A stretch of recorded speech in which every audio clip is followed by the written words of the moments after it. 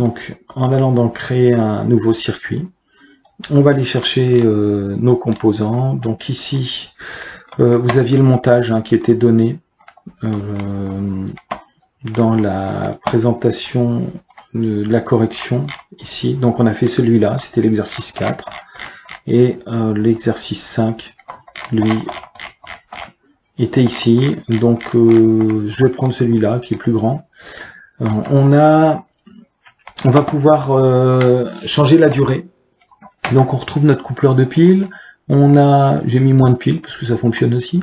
On a notre fameux capteur, mais qui n'est pas capable de gérer le temps de celui qui est là. Donc pour ça, on va mettre un petit composant électronique qui s'appelle un attétini. Donc si on zoome, voilà, on va bien voir ce composant électronique. Et puis pour distribuer l'énergie, on a mis un transistor de puissance parce que lui n'est pas capable d'alimenter directement. Cette petite patte là va pas être capable d'alimenter directement l'ampoule. Donc on va se servir d'un transistor de puissance qui va faire comme un interrupteur, qui va fermer le courant électrique. En fait, le plus va arriver dans l'ampoule. Le transistor de puissance va fermer son contact électronique pour faire passer le courant, et le courant va pouvoir boucler pour rester allumé. Et c'est le câble orange qui va dire tu fermes l'interrupteur ou pas. Et ce câble orange, il vient de la partie traitement ici. Donc il fallait faire ce montage là. Ça nécessitait quand même pas mal de méthodologie. Donc je vous propose donc le coupleur de piles. Moi j'en ai mis 3 pour le montage. Bon, ça remplit la fonction alimenter. On n'avait pas tous les composants de base, donc je vais aller les chercher. Donc et je vais prendre ce dont j'ai besoin au fur et à mesure. Donc il fallait le capteur infrarouge, il fallait l'ampoule, il me faut donc l'alimentation, une petite plaque, on appelle ça aussi en anglais une breadboard, une planche à pain, mais ça s'appelle ici une plaque d'essai. Donc cette plaque d'essai, il y a des petites barres métalliques qui relie les lignes. Alors si on regarde bien la ligne 1 ici, elle est reliée, donc A1 est relié à B1, à C1, à D1, à E1, et toutes les petites plaques là ici, en fait ça fait des contacts électriques, ça facilite les branchements. Donc voilà, et le fameux attétini, le petit microcontrôleur, donc je vais le mettre en place parce que tout de suite je le fais tourner pour le mettre dans sa position. Et puis il me fallait, j'avais pas besoin voilà, un transistor, donc un NMOS ici, qui est un interrupteur électronique de puissance. Voilà, donc je regarde si j'ai à peu près bien placé mon composant. Ouais, sauf mon capteur ici que je dois positionner sur ma plaque. Donc je l'ai mis comme ça. Voilà. Bien. Alors, il fallait regarder notre montage. Bon, moi je connais à peu près. Donc ici, par cœur, donc le moins, je dois alimenter mon microcontrôleur. Donc je peux l'alimenter. Comme c'est le moins, il doit être noir. Je m'arrange pour qu'il soit correctement aligné. Je dois alimenter aussi mon capteur à la terre, au moins, comme on l'a fait tout à l'heure. Je dois également alimenter avec le plus mon capteur. Donc là, ici, le plus, il est là. Donc je vais le mettre ici à côté. Et je vais le courber. Voilà. Alors, j'appuie sur échapper pour sortir. Je vais bien le mettre droit. Voilà. Et il est rouge. Mais je dois aussi également alimenter mon attétini, mon microcontrôleur. Donc je devais le positionner aussi également comme ça. Donc le rouge ici, il est alimenté. Je regarde mon circuit, même si ça correspond pas exactement. Donc voilà, il est alimenté. Par contre, mon capteur, je vais finir de le signal qui est le fil vert ici, relié à la broche PB3. Donc je vais zoomer, le signal ici est relié à la broche PB3 ici. Voilà, il est vert, c'est bon. Maintenant, il me reste à sortir le signal de la tétinie et commander la broche ici, la première broche du transistor de puissance. Donc là, ici, je vais directement ici. J'ai vu qu'il était orange, donc je le mets en orange. Le courant électrique va arriver par en tout cas va sortir par le moins. Donc ici, je dois aller au moins. Donc je le fais directement. Et puis, voilà, j'alimente le moins, qui est le fil noir. Et puis le plus, lui, enfin j'ai un fil bleu qui va d'un côté de l'ampoule et puis le rouge qui revient à l'alimentation. Donc voilà, j'ai le plus qui va à l'ampoule. Donc l'ampoule est là, je vais la rapprocher comme ça. Ça ira très bien. Alors là ici j'ai bougé plein de choses. La plage. Donc pour revenir en arrière, ici on clique sur annuler et on revient comme c'était tout à l'heure. Voilà. Donc j'ai dit le plus il va à droite là ici, donc comme c'est un plus il va être de couleur rouge le câble, donc voilà, je le mets au rouge, et puis j'ai dit qu'il y avait un fil bleu qui sortait de l'interrupteur électronique là, ici, qui est un transistor, donc j'ai un fil bleu, voilà. Ben mon circuit est bon. Alors, il y a une petite astuce, c'est comme j'ai mis le petit Atetini, sur la sortie 0, il y a déjà un petit programme. Le fait de l'avoir glissé, il y a un petit programme d'encode qui est là et qui me dit que le voyant de la LED, en fait, qui est la sortie PB0, passe au niveau élevé et on attend une seconde et ensuite il passe au niveau faible et on attend une seconde en allant dans code. Donc il y a déjà un petit programme et comme ben, ça m'arrange bien, j'ai relié moi la sortie à l'interrupteur électronique, donc normalement si je touche pas à mon programme, si je le lance, ça devrait clignoter. Donc j'initialise et puis en effet toutes les secondes mon ampoule se met à clignoter. Attention, c'est pas la fonction attendue. Donc quelle est la fonction attendue? C'est le programme qui était donné sur le côté. Donc il fallait réaliser ce programme. Donc on lit la broche numérique 3, on regarde si elle est élevée, si elle est à l'état haut, si on appuie, enfin, si le capteur a envoyé l'information comme quoi il y avait la présence de quelqu'un. Si c'est le cas, eh bien on allume. Donc on met la broche 0 à élever. Donc ensuite on définit que la minuterie est réglée sur 5 secondes et on va répéter jusqu'à temps que la minuterie soit à 0. Pour ça, il faut retirer à minuterie 1, moins 1. Voilà, et on attendra une seconde. Donc là, ici, la boucle, elle est toujours, on attend que la valeur de minuterie qui était au départ à 5 soit à 0 pour sortir de la boucle. Donc on répète jusqu'à temps que. Et quand elle est sortie de la boucle, il y a un autre si là qui dit que si minuterie égale à 0, alors on met la broche de sortie 0 à faible, c'est-à-dire qu'on va éteindre la lampe. Eh bien on va regarder, on va essayer de faire ce petit programme. Donc là, ici, je vais dans code, je peux tout mettre à la poubelle, parce que là j'ai plus besoin de rien. Et mon programme est le suivant. Donc, je dois tester que le capteur m'envoie une information sur l'entrée PB3. Donc, on va faire, c'est un contrôle, ainsi.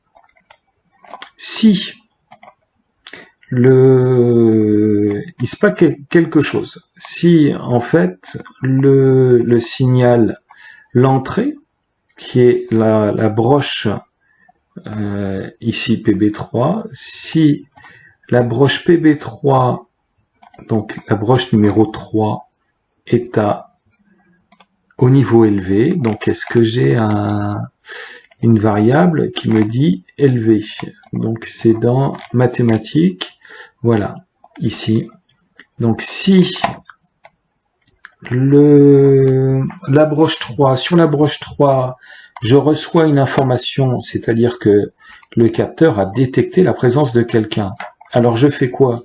Je vais en sortie, je vais activer la broche 0 pour allumer la lampe. Donc, je regarde où est la broche 0. La broche 0, c'est celle-ci, donc PB0. Elle va alimenter, en tout cas, elle va faire fermer l'interrupteur électronique qui est là. Donc, oui, la broche 0 va être au niveau haut pour que l'interrupteur se ferme. Donc, ici, on pourrait mettre un petit commentaire, la lampe est allumée ou l'ampoule est allumée. Je pourrais rajouter l'ampoule est allumée. Voilà. Eh bien, maintenant qu'elle est allumée, on va définir la minuterie. Donc, on va créer une variable qui s'appelle minuterie. Voilà. Et donc, je vais définir que la minuterie, si je veux que ce soit 5 secondes de minuterie, j'attends 5 secondes que la personne soit bien passée avant d'éteindre. Donc là, pour l'instant, je définis que la minuterie est à 5. Donc, on doit répéter jusqu'à temps que la minuterie soit égale à 0. Donc, je répète jusqu'à ce que la minuterie soit égale à 0 secondes. Donc, je vais répéter quoi? Eh bien, qu'on va attendre dans contrôle, on va attendre 1 seconde, et que variable va avoir la variable minuterie va être égale à son état d'avant, c'est-à-dire à minuterie moins 1. Donc je retire 1 à la minuterie. Je vérifie si c'est bien ça. Donc définir minuterie sur minuterie moins 1. Donc j'ai bien définir sur minuterie moins 1. Donc là c'est bon. Ensuite, eh bien oui, il boucle. Donc là ici ça tourne. Et tant qu'il n'est pas arrivé à 0, donc il commence à 5, 4, 3, 2, 1 et 0. Et dès qu'il a fini de décompter ces 5 secondes, eh bien on va lui demander qu'en sortie, la broche 0, eh bien, on éteigne. Mais avant, on préférerait vérifier que minuterie soit bien à 0. Donc là, ici, on va quand même contrôler. Avant d'éteindre, on va vérifier que la minuterie soit à 0. Donc, là ici, on vérifie que la variable minuterie est bien égale à 0 pour éteindre. Voilà, au cas où il sortirait du programme. Donc, notre programme est fait. Pas sûr j'ai pas trop regardé je l'ai fait dans la logique des choses. Donc là, ici, j'ai lancé la simulation. Je vais activer le capteur. Voilà. Je relâche le capteur. Et puis, je devrais décompter jusqu'à 5 secondes. Voilà. Et la lumière s'est éteinte. Donc là, ici, on vous demandait de changer le programme. Donc là, ici, je vais essayer de voir là. Tac. 1, 2, 3, 4, 5. Voilà, la minuterie fonctionne bien. On vous demandait de modifier le code. Ça, c'est une des compétences qu'on vous demande. Modifier un programme pour qu'il réponde à une demande. Moi, j'avais demandé pour voilà, la minuterie sur 10 secondes. Donc, il fallait juste changer les paramètres. Donc, sur 10 secondes. Ici, donc il fallait définir sur 10 secondes. pour que cela fonctionne. Voilà le montage. Donc toujours bien essayer de structurer l'ensemble des informations. Ici c'est le bloc qui permet dans la chaîne d'énergie d'alimenter le système. Donc c'est les piles, c'est l'énergie électrique.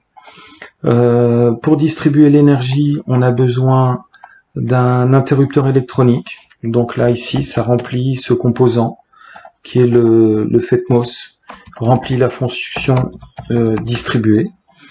Et derrière, après la distribution, il y a une transformation de l'énergie.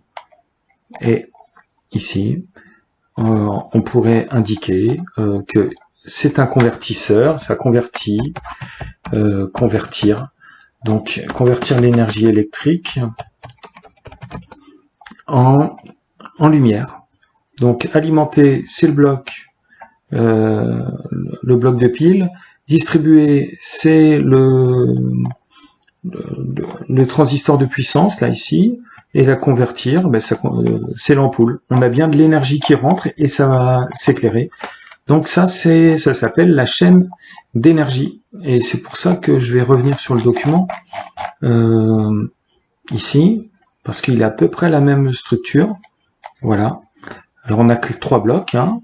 On a alimenté, bien sûr c'est pas en 230 volts, je vous l'ai expliqué. Distribuer, c'est le transistor de puissance. Et convertir, ben, c'est l'ampoule. Donc on retrouve nos 3 blocs ici de notre système. Reste maintenant à retrouver, acquérir, traiter, et puis communiquer. C'est souvent les câbles électriques, les câbles filaires qui remplissent cette fonction-là. Donc on va essayer de retrouver ces éléments au-dessus. Donc ici on a une partie acquérir. Ah, donc j'ai du mal à écrire. Donc acquérir. C'est en fait le capteur, hein, bien souvent, le capteur PIR, hein, infrarouge. On a la tétini qui lui va remplir sa fonction de traitement de l'information et qui va gérer la durée, la minuterie. C'est le programme qu'on a envoyé. Donc ce composant va s'occuper de traiter l'information. Donc lui c'est un microcontrôleur. Souvent en classe, on utilisera des cartes Arduino. Le câble orange, là, ici, ben, va nous servir à communiquer le souhait, ou en tout cas l'information comme quoi on veut que l'énergie circule. Voilà. Voilà ce qu'il fallait faire. On retrouve notre chaîne d'information ici en haut et la chaîne d'énergie ici en bas. Toujours bien d'observer les différents, retrouver les différents blocs, les différents schémas. Donc ça, ben ça correspond un petit peu à ce que je vous ai montré. Bon là j'ai ma batterie qui, voilà. Donc c'est le branchement. J'ai utilisé ici une batterie de téléphone pour remplacer le coupleur de pile, mais on retrouve les branchements. Voilà ici. Bon, ben on a fait le tour. J'étais un peu long pour cette conclusion, mais cette structuration. Donc la modélisation, elle, nous permet de choisir les bons composants, faire les réglages. C'est important de pouvoir programmer comme ça en bloc. Sachez que sous Tinkercad, on peut directement convertir en langage C++. Et on peut continuer. Et là, on a un langage un petit peu plus évolué que du schéma bloc. Et vous avez remarqué que les commentaires, il les a rajoutés. Bon, voilà, on a fait le tour, ce qui clôture notre activité sur la modélisation sur l'éclairage automatique d'un couloir, comme on a pu le voir en tout début d'activité. Je vous conseille de relire ce document avant notre retour en classe. Donc essayer de comprendre comment un organigramme est présenté, là ici. et revoir les petits programmes. Là, ici, on est à peu près à l'identique. Ce qu'on a fait en langage bloc, ça se rapproche énormément du Scratch. C'est exactement la même chose presque, donc, sauf que c'est la forme des blocs. Donc, allez creuser dedans et regardez comment c'est fait aussi. Voilà, je vous souhaite de bonnes vacances et puis une bonne révision.